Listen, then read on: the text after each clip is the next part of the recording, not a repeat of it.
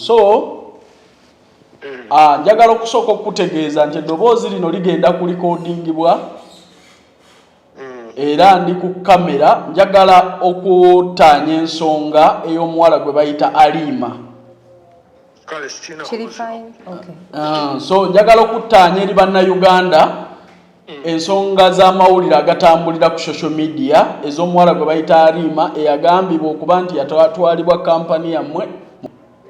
Laffe bujjo tumanyi kyakola ki kyavuga kuba n'omwana mwennyini ataddangamu tugamba nti kikola ki kikyagenda mu maaso. Akatambi ke tulaba nga mukama we amulikoodinga adduka.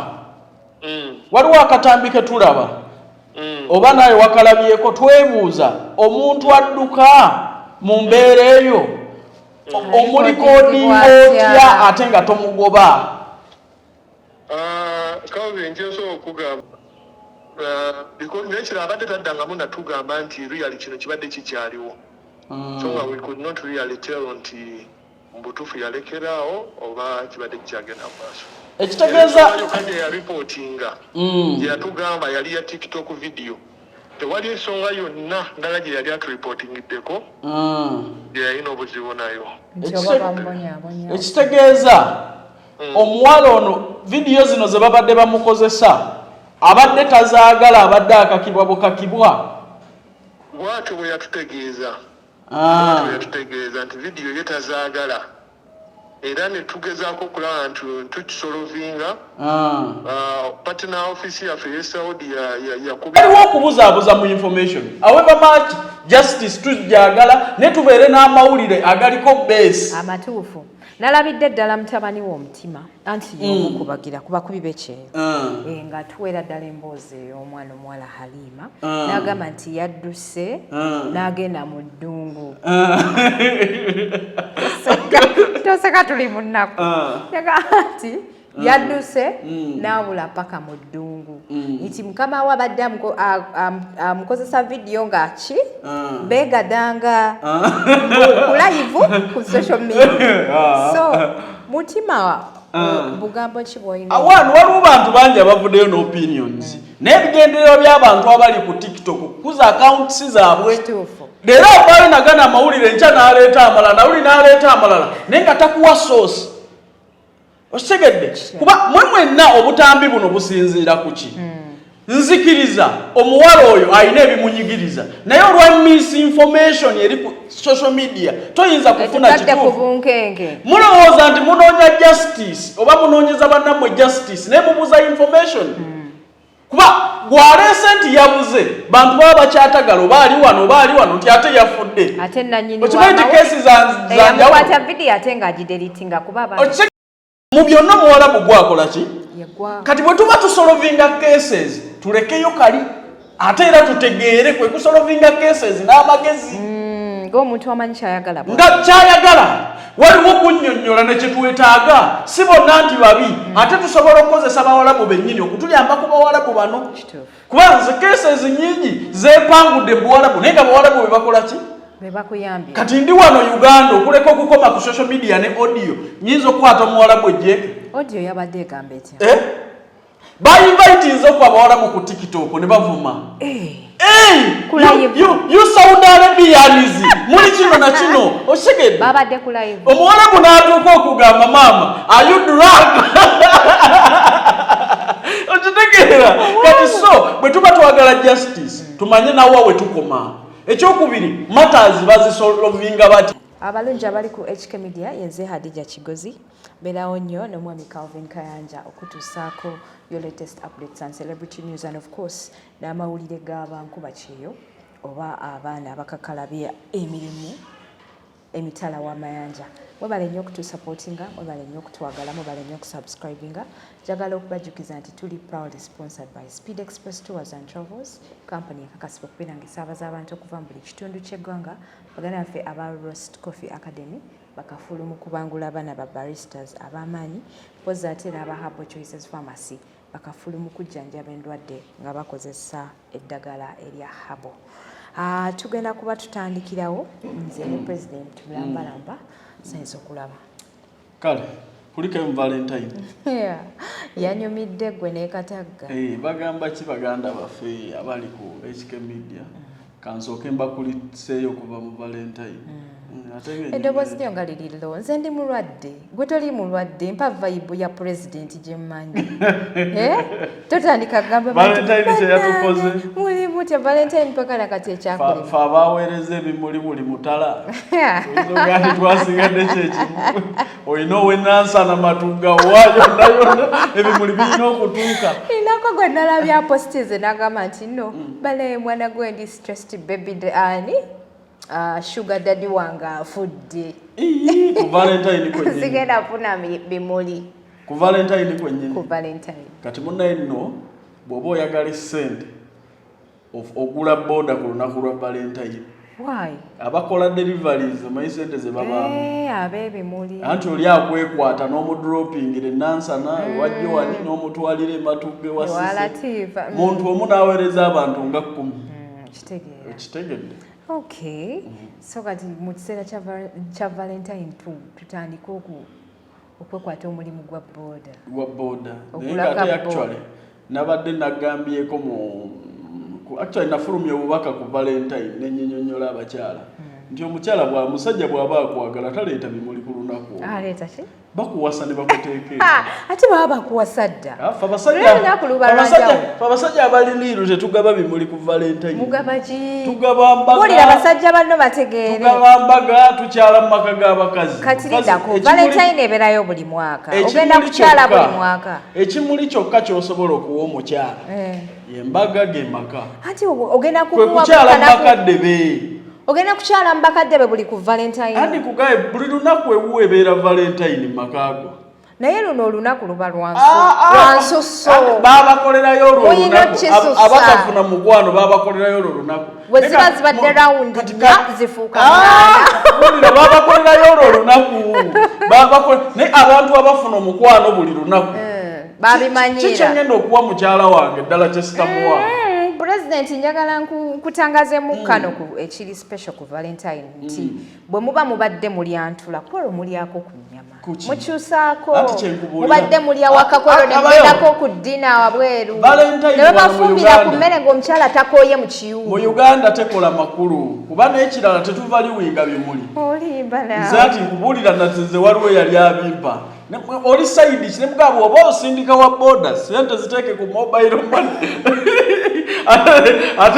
Ate lwaki bakuguze ekimuli eky'emitwalo 5 nga sina kyendyaka. Valentine si ya bimuli byokka. Nedda. Naye kati omukyala buli kanaku afumba waka. Ate ne kwolwo olunaku era afumba era akoowera awunye omukka gaasi. Fe abalina omukwano gubeerawo buli lunaku si lunaku lumu mu mwaka. Naye guno gusukkamukko. Tewaliiwo omukwano gw'oyinza kusussa. Abanyumirwa Valentine be bano oli wammwe. Babali mu kwedeetinga. Omusajja asobola okuweereza ebimuli naye osula wammwe naye asula wuwe. Anti luno lunaku lw'abaagalana nammwe terubajjanga. Buli lunaku mu bulamu bw'ensi ng'omuntu awezezza emyaka 18 alina okufuna omwagalwa abeere n'olunaku olw'okwagalana buli lunaku. Tutunuulire nnyo ennono zaffe nawa gye tulaga ne reality. Kubanga bano abasajja balina emize gy'okuweereza ebimuli. Ogenda okulaba eyawadde Sise eyawadde Viola n'oli. Weewuunye nnyo omusajja akwagalira wammwe ali wuwe. Mukazi bw'oba omwagala muwase ebimuli by'osobola okumuwa Valentine gy'osobola okumuwa kwe kumuteeka mu maka. Kwe kukyala mbakadde be kwe kumuteekako empeta kyekikola amakulu. Lwaki muzunza ebimuli munaatomesa n'ababoda boda. Naye kati ebimuli tebyakaze dda. Anti kyenkubuulira oli waliwo ababyetega n'ebyessente 10,000 nze tompa nga sirabayo kyetaano. Wabula saalabyeyo kyetaano wakirabye. Ate kyenalabye ennyo wanene kye bapositize. Oba akayero kano tekalabika bulungi nga kalina n'ekyebiri sikiraba. Ate kijja kubulira mu bimuli ebimu. Ekimuli kya $10 nga sikiraba. Mwetega nnyo $1, $10. Ebyo byasigalira bumu abasajja abaakola social media kati tulaba ndaba obulamu ku social media bulala n'obulamu bwe tulivinga bulala. Okimanyi ekyo? Waliwo distance wakati wa obulamu bwaffe n'obulamu bwe tulivinga ku social media. Okikubya nnyo ku social media abaana bali ku kyeyo bakukkiririzaamu bakwagala nnyo. Mpozi saagala neerabire njagala tutandikirewo ku nsonga y'omwana omuwala Halima ekutte akati ku social media nga tetunnaba kugenda mu details. Story y'omuwala ono yali etya? So story y'omwana ono twali tumwesiimisa nnyo nga tumulaba ku TikTok okwo. Bw'obadde tomufollowinga bosi we. Bosi we abadde yinza okuba nze mbadde nfollowinga naye abantu abali ku HK Media bayinza okuba tebamanyi. So tubadde tubafollowinga ku social media okwo. Bosi we abadde amukozesa obutambi ng'amukwata videos oluusi ali mu ffumbiro ogenda okulaba nga bwe abasoma psychology ogenda okulaba omuwala ono tali mu mbeera ze naye ng'omusajja amulikodinze eki olaba akatambi akeekake okitegeera. So wabaddewo embeera eyo naye tubadde tetusobola kukitegeera eno kuba tumanyi muduzi za muntu waliwo abantu abatakyamuka. Omwami ono si mufumbo abawalabu nga tebatera kwagala kwasosietinga n'abagonda. No, ekya vidiyo ndowooza tekirina we kiyingirira mu bufumbo bangi so ono yekka ndaba bakadama bangi be balikodinga kisinzira abantu ki b'obeera nabo ewaka. Waliwo abawarabu abalaba kamera nga aramu nga bo tebakkiririza mu kifaananyi naye ate waliwo abawarabu olwaleero abakkiriza nti omuntu asobola okubeera omusiraamu ng'ate ne ku TikTok kwali. So Halima yekka si ye kadaama ali ku social media ku lwa bosi we. Nkiddamu si yekka gwe balikodinga waliwo n'abawala bendaba ne bamadamu baabwe ewaka naye nga madamu alinako akawunti ku social media ng'amulikodinga. So kino si kipya ate tekiri Saudi wokka tutunuulire UAE omusajja ono eyagoberera ne kadaama we najja wano ne bakola embaga yaliko ne Naabagereka okitegedde omujjukira naye era yalina bamaidi ewaka Kalidi naye alina bamaidi ewaka naye yabaleetanga muki n'alaga obulamu bw'abayisaamu. So kino tuleme kukirabanga ekipya ate tuleme kulowooza nti abawalabu bonna type y'emu. So waliwo abategedde ebintu by'ensi nga TikTok ebanyumira okitegedde bulungi kati kuba bwe tubuuza Kalidi situation y'emu oyinza okulaba nga ne Saala yalina byayitamu mu makaago naye olw'okuba nti si ye platform gyetwamuwa nga si byayina okututeera ku mmeeza si kyekituufu ekyo. So tukkiriza nti okubonaabona kubaawo naye n'ebiseera ebirala bibeerawo mu bulamu bw'ensi eno. Nyimirira n'abo bonna abagamba we demand for justice cause tugyetaaga bwe wabaawo kyonna ekisobye ku baganda baffe abali ebweru twetaagira ddala justice eri mu kkuba ettuufu. Ensonga ezo nzigoberera from a distance. Omanyi si abo boolaba ku social media nti be bakola singa okeera gwe source of information n'ogifuula social media oba TikTok ogenda kubula ogwe n'eddalu ku nsonga z'otamanyi. Okimanyi nti olwaleero amawulire agatambula bakugamba nti Halima yafudde. Okitegedde? Mpulira kano akayimba kagundi kabasudde. Kakafeero. Naye kwabo bonna abagamba nti Halima yafudde vidiyo ze basoose okukuwa bakugamba yabuze. Era n'amawulire agagamba nti yabuze bonna abagoogera bagajja ku boosi we. Era balaga akatambi ng'omuwala atambula. Ng'omuwala adduka kati ke katambi ke basinziirako gamba nti yadduse. Kati neebuuza era njagala okubabuuza mwenna abagamba nti Halima yafudde amawulire mugajja weera musinziira ku ki? Njagala muveeyo mutuwe essoosi y'amawulire ago. Omanyi olwaleero okuba nti buli omu lipoota ng'ate alipootinga ku social media platform ye nekyo kireeseewo obuzibu cause abantu abatuufu abandikoze ku nsonga tebafuna ki information. Olwaleero lyakola akavidiyo n'agamba omwana ono gwe mulaba yafudde bamumaze dda mufu ne embasi ng'erinda okumanya mwana bagamba yadduse yazzeewa bw'agamba nti yafudde tuwe source ya information bw'ojjawo bino by'ogamba omwana bagamba tebamulabako yabuze gwe lwaki ogamba nti yafudde omanyi gy'ali okitegedde. So waliwo okubuzaabuza mu information however much justice tujagala ne tubeere n'amawulire agaliko base amatuufu. Nalabidde ddala mutabani w'omutima anti y'omukubagira ku bakubi b'ekyeyo nga tuweera ddala emboozi ey'omwana omuwala Halima n'agamba nti yadduse n'agenda mu ddungu toseka tuli munnaku ati yadduse n'abula paka mu ddungu nti mukama we abadde amukozesa vidiyo ngaki beegadanga ku live ku social media so mutima bugambo ki bw'olina awantu waliwo bantu bangi abavuddeyo n'opinions n'ebigendererwa by'abantu abali ku tiktok okukuza accounts zaabwe leero avaayo nagana amawulire nkya n'aleeta amalala nawuli n'aleeta amalala naye nga takuwa source okitegedde kuba mwe mwenna obutambi buno businziira ku ki nzikiriza omuwala oyo alina ebimunyigiriza naye olwa misinformation eri ku social media toyinza kufuna kituufu mulowooza nti munoonya justice oba munoonyeza bannammwe justice naye mubuza information kuba gwaleese nti yabuze bantu baba bakyatagala oba ali wano nti ate yafudde okimanyi nti kesi okitegedde cause tunoonya justice ate mu misinformation kuba ogattagatta stories zino ne bw'ogamba nti nzitwala mu ofiisi ya gundi omuntu n'agamba kati ono yagamba bulijjo omwana ono bamukozesa mu vidiyo bw'okwegadanga ne bw'omubuuza nti mutima ndagaayo akavidiyo kamu mwana ono nga bamwegadanga kayinza okakuwa ate kambabuulire kino ekyokukozesa omwana ono vidiyo nga takkiriza tekigenda kusooka ku bawarabu omanyi njagala tubeesinge information yeno tulabye n'Abannayuganda nga mukozesa abawarabu vidiyo nga tebakonsentinze Fibi oyo gwe walabye okwo ng'anoonya justice omwana babadde bamuleeta mu kamera era vidiyo zonna zibadde ziraga nti tayagala njagala omuwulire Fibi Bisaso yakuwadde olukusa oba ba parents ba Bisaso Bisaso yawadde Fibi olukusa okumulikodinga amuteke ku TikTok Bisaso muto oba bazadde ba Bisaso bakubya Bisaso kuba nti muto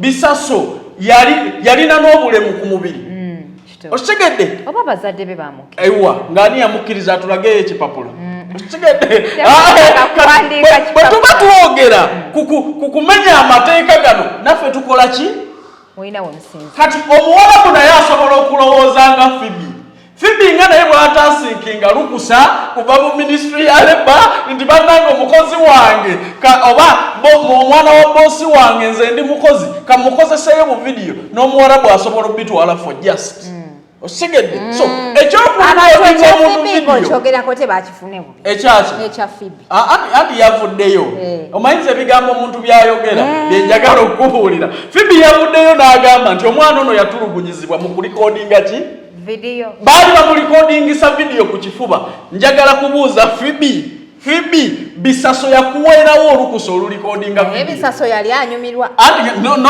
omuwala buli we yalaba nga wati vidiyo omwana ng'anyumirwa omanyi lwaki Fibi yamala ne bamudiritingisa vidiyo ezo bazadde be yavaayo mu nnyumba anti kankubuulire bazadde be bakitegeera oluvannyuma nga ka vidiyo waliwo akabaweereza nti omwana wammwe wuno omukozi amuteke Fibi ebizibu byeyafuna obimanyi omufunanga n'akunnyonnyola waliwo abatoogera bizibu bye bayiseemu ekyokubiri bwe tuba twagala okwogera abalinyidde ku bannaabwe naffe abaana baffe mwe bali nga balinyidde ku baana b'Abawarabu ekyo sikirabanga nsonga wabula nzikiriza nti omuntu alina byasobola okuyitamu olaba tubalaba wano abayimbi n'obalaba nga bali ne badansa baabwe mu vidiyo egi naye behind the camera ng'ate yamukubye olw'okuliira mu ki mu vidiyo omusowaani ye otegeera so ebizibu tukkirize nti bibeerawo naye tulekeraawo okuwa misinformation otegedde tujja kubuza obujulizi wano obuzibu bwonna obuliwo bwakubuza bujulizi ekintu ne kibeera omuntu nga tayambiddwa kuba olwaleero tuli ku mawulire nti afudde naye ng'abagatuwa tebatulaga mulambo gye guli tebamanyi gy'ali omuntu gw'otamanyi gy'ali ate otugamba otya nti yafudde ekituufu Halima mbadde mu followinga naye mbadde simuteekako mutima so kati bino byatandise okubaawo nenzija nga followinga story nenjagala nkebereko ku boosi we genda okulaba videos teziriiyo Halima ye nga ye talina akawunti kati boosi abadde amupositinga okitegeera nga bwe walabanga ku Fibi nga Bisaso talina akawunti ku TikTok naye nga Fibi yakola ki yapositinga so kintu kibadde kyekimu nga waliwo n'ababeera mu akawunti ya Fibi nga si ye Fibi ngani like nga bakozesa videos za Phoebe nga kingani abantu ku social media okay waliwo abamuwanulayo naye naddamu n'alipositinga so mu mbeera eyo nzikiriza nti abawala bano balina bye bayitamu mu nnyumba ebinyigiriza naye ekibuzaabuziza information be banaabongera otteekamu ebirala bano bagiwadde omuliro olwaleero oba mu kituufu nti omuwala ono abadde akozesebwa mu nnyumba nnyingi olwaleero oba ku kituufu nti yatolose oli n'akugamba nti oyo yeewambye oli n'akugamba bali mu katemba oli n'akugamba ate ne bwe tuhandolinga information eno tubeere n'empisa olwaleero ogenda okulaba nga bali okwo oli n'ava mu Buwarabu bubi nnyo omuntu atali mu mikono gyo kubanga bino byonna tubyogera mwannyinaffe akyali mu mikono gy'Abawarabu kati twegendereze butya bwe tuhandolinga ki case kuba wanu betuli against nabo oba betwagala okusolovingako case batusinga obuyinza ku muntu ono bakyamulina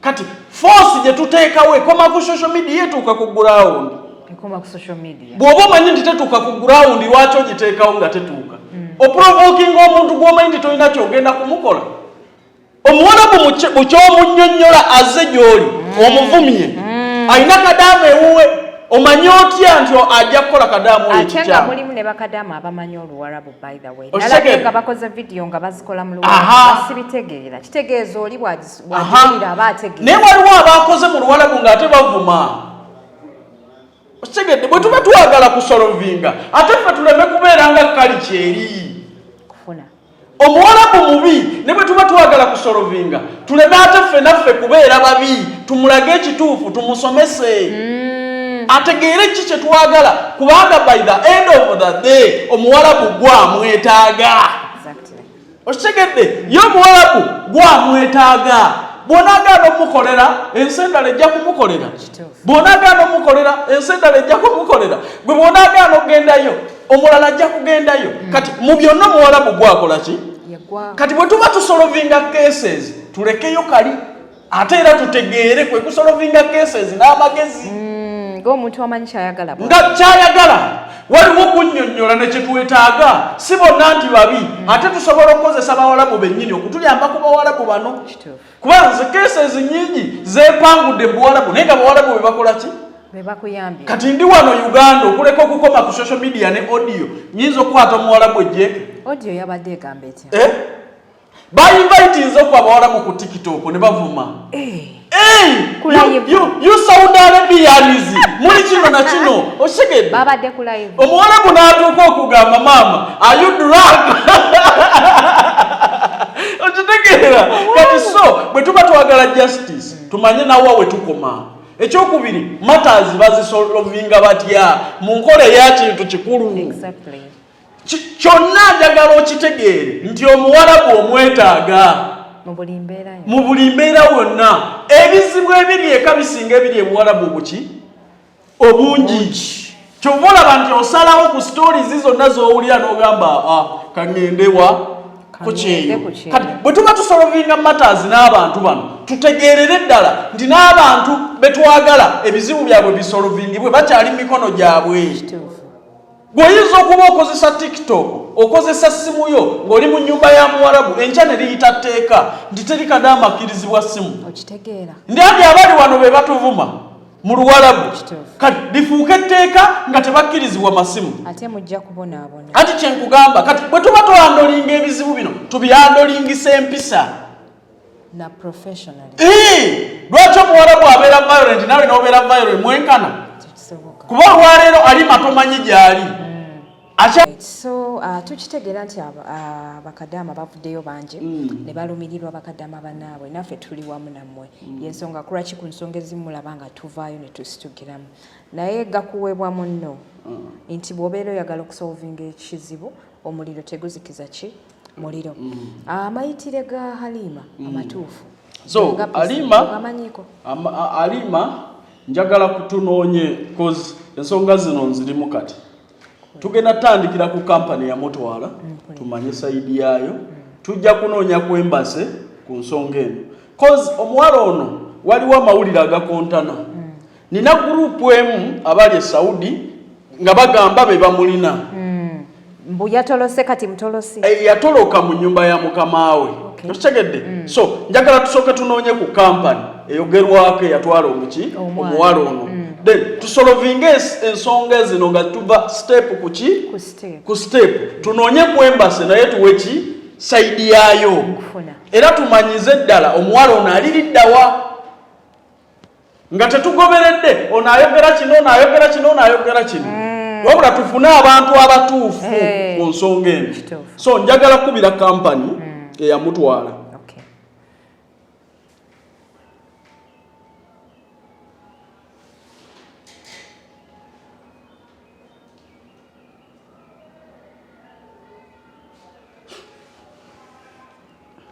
esimu yange ekola loud speaker teka one word president tukufune bulungi.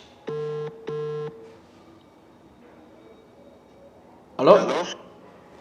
Owekitiibwa gyebaleko ssebo? Ssebo naye gyebalese. Ssebo oyogera ne Calvin Kayanja? Yes, ssebo nsanyusa okuwulira ssebo. Nkubiddeko director wa company eyitibwa Shukrani.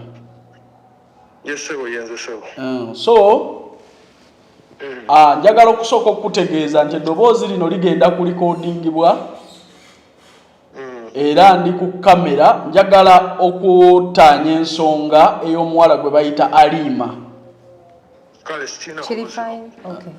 So njagala okutaanya eri bannayuganda ensonga z'amawulire agatambulira ku social media ez'omuwala gwe bayita Halima eyagambibwa okuba nti yatwalibwa kampani yammwe mu ggwanga lya Saudi Arabia.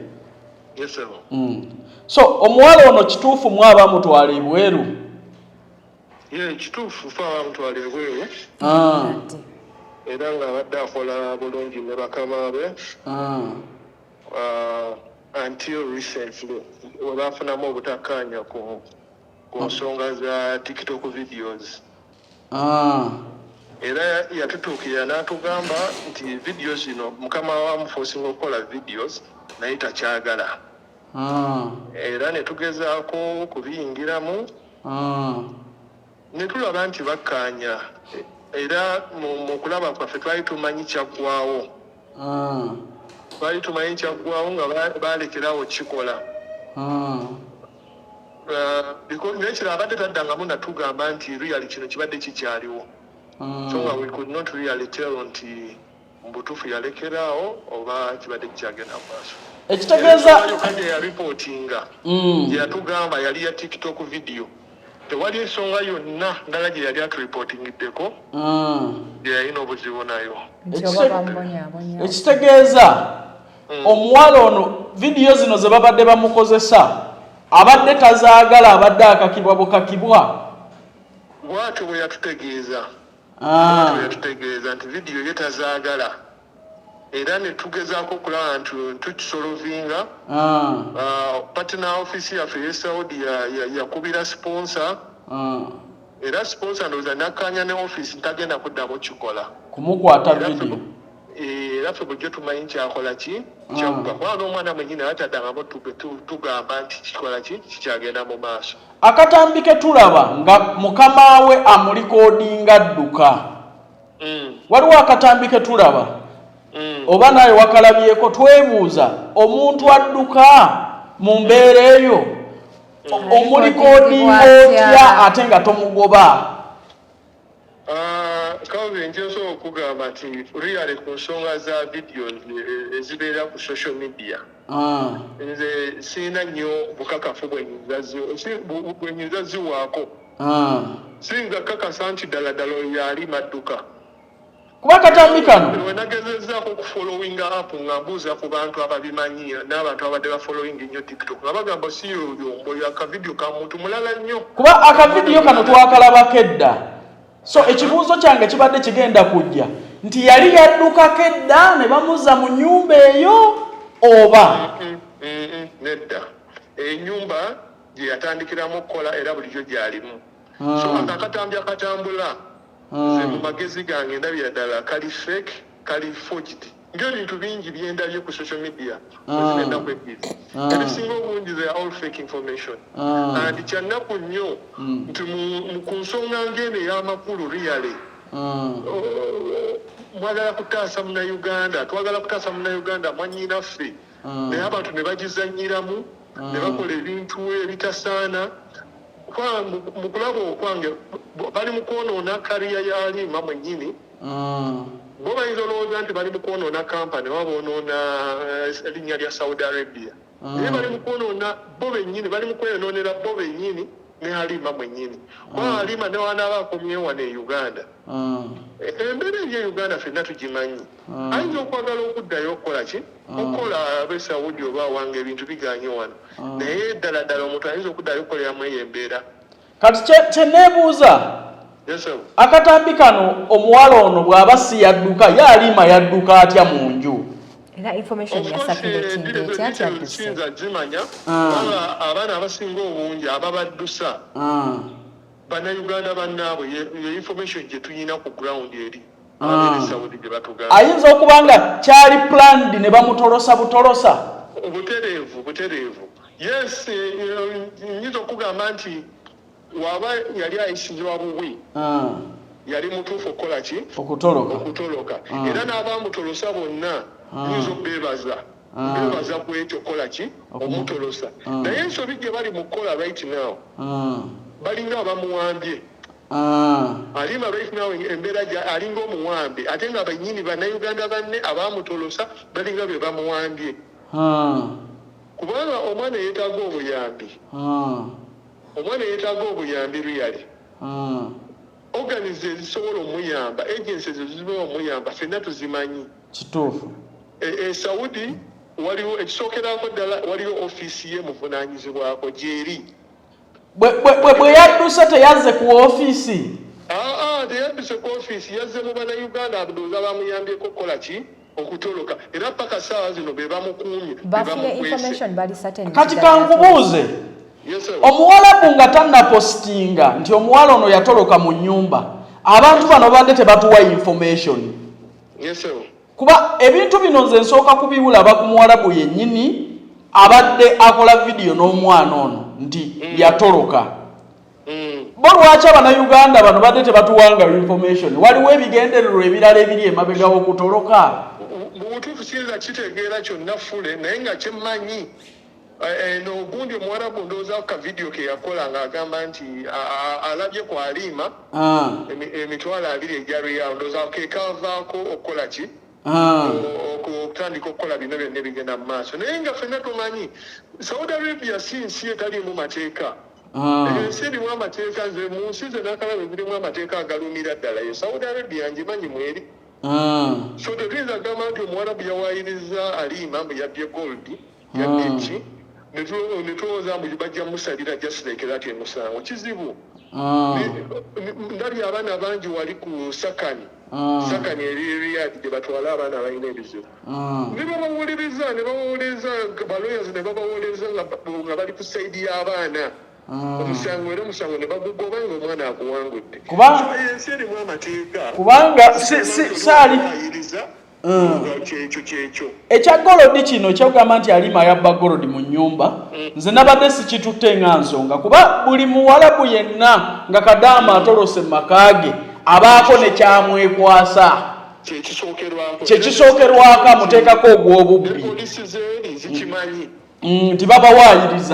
nti babawaayiriza naye omusikiru era wali ababba nakyo gyekiri kituufu kino ekyaliima buli muntu abadde akiraba naffe ofiisi twalinako ripooti ku gesi nga Halima yaripootingako nti bamukozesa videos nga tayagala so ono wavaayo n'agamba mbu Halima yabbye gold era twatumanya nti really kiva ku kino okitegeera so buli muntu akimanyi nti Halima is innocent naye obuzibu obuliwo ssaawa zino Halima kusigala nga yeekwese mu kifo ky'okwewaayo mu bantu abasobola okukola ki omuyamba waliyo embasa ya Uganda Saudi eyo of course ejja mu protectinga embasa ngamba tebannafunako ku muntu ono ku gundi yaabwe bangamba omuwala ono tannatuukako ku embasa tannatuukayo of course n'embasa eri mu munoonya ate amawulire gennina agava e Saudi bagamba bamulina baagala kumuyisa ku deportation center Abannayuganda.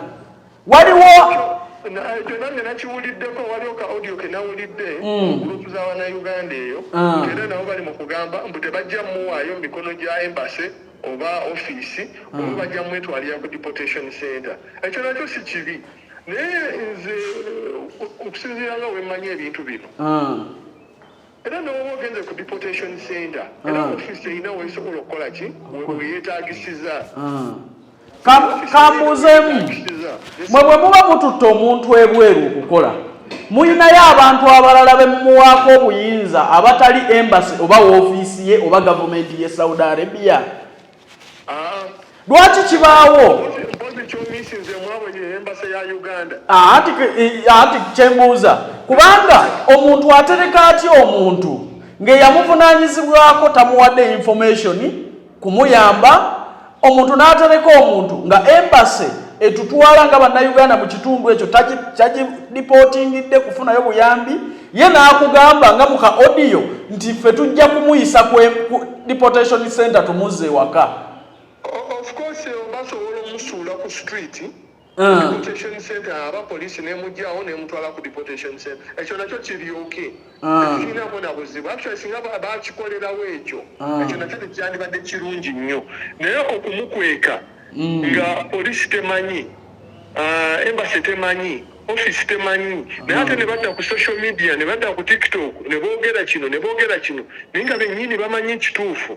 Mwenga abakampani kyenyamiza nnyo ekyo. Mwenga abakampani mwataddewoko ku mbeera yonna ng'omuntu gy'alowooza nti mugende enju ku nju tunoonya Halima.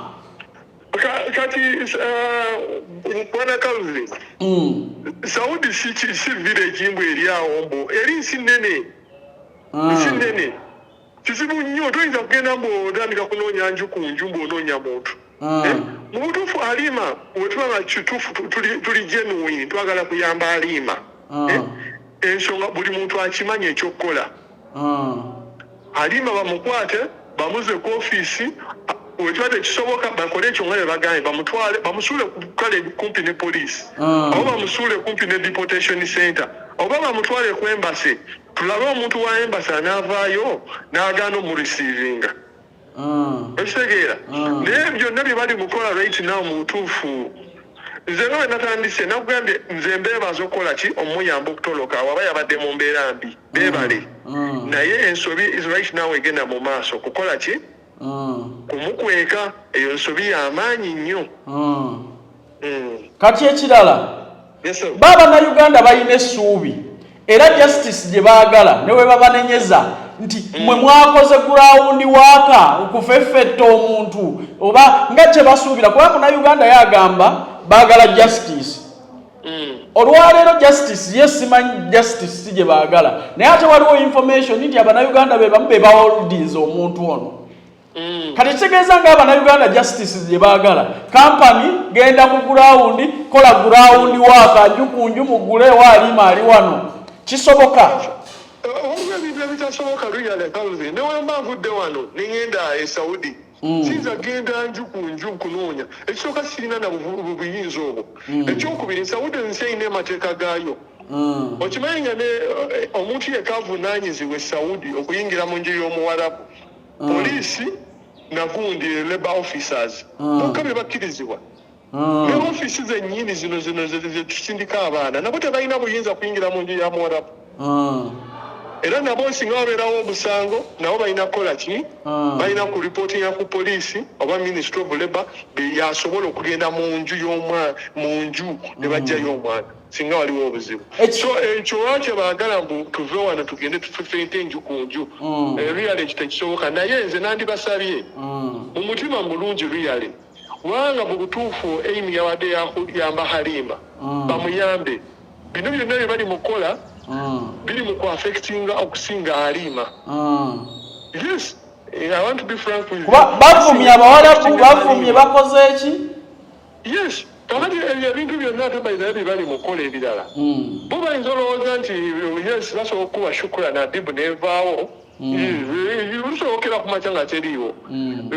Companies nnyingi ezize nga zivaawo naye Shukura na bibu etambulira ku professionalism. Tukola ebintu byaffe n'ekikugwe ky'amaanyi. Tugezaako okulanga abaana baffe bwe tusindika ebweru. Tubafaako. So waba wabaddewo case nga tegenze bulungi. Really teyeetaaga kukola ki? Kublowing out proportion. Mwe temunnafunayo muntu yenna abatuukirira ku bano bonna abalina omuwala ono. Abo bonna abali eri Saudi abamuholdinze tewali yali akituukiriddeko. To the extent that family y'omuwala yesterday twabadde nayo wano ku office nga nayo eri mu kwewuunya bigenda mu maaso. Bo bagamba omwana waabwe bamuwuliza. Bo abafamile bawuliza omwana waabwe. Of course we bazza wano ne tubabuuza mwakoma ddi omuwuliza nga nabo tebakola ki nga batugamba tuludde ndowooza like bawezezza like a week nga tebamuwuliza. So ne mbagamba okay ekiyinza okuba ekyangu ennyo mmwe mukole eki tukole video nga mukola ki nga mumuyita mumugamba mumubuulire ow'okugenda kwafe we have done that naye aganye okukola ki okuwuliriza and we did that ne tugeza and by the way video ye twagisindise ku namba Halima yaweereza message ngayagala kwogera naba naye njagala kwogera nammwe after 5 minutes ne bagimuggyako meaning waliwo omuntu behind ali mukola ki ali mu controlling which is very unfortunate.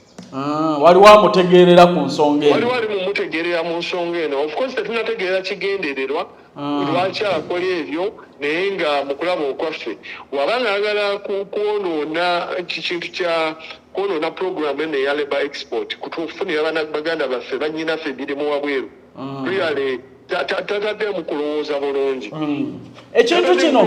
Ekintu kino kikosa kitya? Kubanga olwaleero njagala okunnyonnyola Abannayuganda bali ku internet, bali ku TikTok, bali mu kuengaginga Abawarabu bwe bayisiŋŋanya ebisongovu. Halima akyali mu mikono gy'Abawarabu. Halima akyali mu nsi z'Abawarabu. Ate si yekka Halima aliyo. Waliwo Abawarabu abali wiringi okuyingira mu nsonga z'Abannayuganda, naye arrogance yokka gye babaddamu wano n'okubavuma n'okubatyobola. Nga gwe olaba kino kirekawo obulamu bwa Halima ne Bannayuganda bonna atiraagi. Bwe tuba tutunuulira Halima wano abadde abonyaabonyezebwa naye yafunye omukisa n'adduka nga bwe bagamba. So ali mu mikono gy'Abannayuganda abatali wiringi ku cooperatinga n'organization yonna n'authority yonna bo bamanyi kye baagala okukola eri Halima. Kati kino kirekawo Omunnayuganda kubanga olwaleero ne bwe tugamba nti ki abali waneeka abaagala okugenda ebweru bangi okusinga abaliyo. Kyo kirekawa obulamu bw'abakozi ng'omukozi akwata essimu ye n'avuma boosi w'omukozi omulala n'awemula n'adda mu luzungu n'ayogera bino. So kibalekawo abalala. Mu butuufu ebigenda mu maaso byennyamiza kubanga byali wotubanga omulamwa gwabadde gwakuyamba Halima ne tugeneratinga ne tudda mu kuvuma mu kudda mu kwonoona kuba abantu abamu bwe bali mu kuvuma ku social media tebabamanyi byali bayinza okuba bali mu positions of responsibility mu saddle government nga basobola okuyamba naye babaddako ne babavuma ne bakola kirina engeri gye kyonoona erinnya lya Uganda ne Saudi kubanga really majority of those people abali ku social media bali mu kwogera ebyo bali Saudi bali Dubai bali Qatar zino ensi wadde zirinamu obunafu bwazo mu bintu ebimu naye wallahi ziwadde Abannayuganda emukisa wadde Abannayuganda second chances kiteberezaamu omwana eyali wano e Uganda nga afuna $3,000 omwezi afuna $5,000 omwezi as housemaid naye nga afuna $900 buli mwezi naye nga $900 zafuna wano omwezi n'omusirikale asookerwako wano e Uganda tazifuna omusomesa tazifuna. So ekintu kye bali mu kukola batunule broader babere ne vision badengerere wala really kigenda kukosa ebintu bingi bannaabwe bangi abali wano e Uganda abaagala travelinga naye buli gye bagenda nga bagoboona n'enkolagana ya Uganda ne Saudi olunaku lujja kukya Abasawuli banyiige bagambe tetukyayagala bana Uganda olabe ekinabeera wano e Uganda. Ekirala waliwo bilateral agreement etambula era esuubira okusayiningibwa kino tekirina bwe kyonoona nteekateeka ezo. Of course, enkolagana ya Uganda ne Saudi nene nnyo kusinga ku kintu ku isolated case ey'emu. Bingi ebibadde bibeerawo. Enkolagana ya Uganda ne Saudi eri so broad ngazi nnyo. Toyinza giriratinga just on one simple case. Abannayuganda right now abali Saudi abakola bawera emitwalo 25. Naye bwe tugamba nti bameka abalina ebizibu really toyinza kugamba nti bawera ne 10%. So really toyinza kugamba mbu enkolagana ya Uganda ne Saudi ojja gijajingira ku nsonga ya Halima oba n'ensonga endala ezimu ezibadde zibeerawo.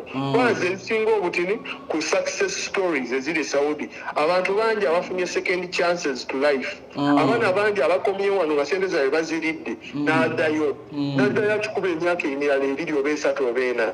So I don't think kiyinza okuaffecting ekiri awo naye nga kyandibadde kya buvunaanyizibwa ngaffe Abannayuganda okweyisa mu ngeri y'obuvunaanyizibwa ku muntu aba atukwatiddeko really. Ekirala kye njagala okuyingizaamu bunaaba butasiima bwaffe nga Bannayuganda oba bakikola mu nkukutu. Ku baana bonna nga mmwe be mututte ebweru mufunayo abajja ne babeebaza oba Omunnayuganda n'asinzira gy'asinzire n'agamba alo director wa Shukrani oli otya nze gundi ne gundi omwana wange wamutwala ebweru ali bulungi akasente kaakano bakamuweereza kankuweeko ekitundu. Kuba ebizibu olwaleero bibavunaanyizibwako. Ebirungi abantu bano bye bafunye ebweru bibavunaanyizibwako. Oli bw'aba azimbye ennyumba ng'alina success gy'akoze lwaki kampani eyamutwala ebweru teyogerwako? Bw'afuna ebizibu kampani eyamutwala ebweru eba erina kwokyebwa. Okitegedde oba kye njagala okutegeeza? Waliwo abakubirako ne bagamba muwala wange yazimbye akayumba oba nga community nga bwe tuli concerned olwaleero ku nsonga za Halima naye nga tewabaddeyo mu nnyumba gye bamulikodingira bu video, tewabaddeyo nga bamukozesa mu nnyumba endala, tewabaddeyo nga amateeka ge gavayolentingibwa. Ne tubikuvunaanya olwaleero ne tukugaa ovunaanyizibwa era oli mubi nnyo. Bwe bafuna ebirungi nga bwolaba nti nga Fibi yagenze ebweru akomyewo esimu bamuwadde ifaayi afuuse w'amaanyi afunye n'omulimu ku TV. Community ekubirako n'ekugamba weebala okuzuula talent eno. Wali ofunye ekakubira oba mbeera ez'Abannayuganda ffe tetusiima? Gye bali naye bakini. Gye bali naye be bati naye sijja kulimba gye bali abampereza ssente muwano twali mu COVID nga tugaddewo wallahi ng'obe oliawo omwana n'akuweereza emitwalo 5 n'akuweereza 3 nga tolina gw'osabye omwana ali mu kwebaza ng'agamba nkimanyi mbayirawo temukola naye weebale nnyo okukola ki kunfunira mulimu kuba olumu mbeera wano n'empeereza abeewaka ssente n'enzijjukira embeera gye nandibaddemu singa ki singa nange saafuna mulimu eno gye bali abalina omutima ogwo be bakini. Abannayuganda twetaddemu embeera embi ennyo, twetaddemu emitima emibi to the extent that real ng'alina kizibu bw'omala osolvinga ekizibu kye ng'addayo okukava. Waliwo abaana betwatwala Shukrani be yatwala. I was surprised that some of them who are well nga bali mu mbeera nnungi bakola bulungi nga nabo bali ku TikTok bagamba bannaye twambala uniform ffenna tukole ki. I was surprised ngamba really. So emitima emibi egyo Abannayuganda gye bayina wallahi beddeko. Toyinza ku achieving anything in life if you are not appreciative nga tojjukira ne gye wava. Kwa majority of those ones really we don't charge them money. Tetuba charging a cent.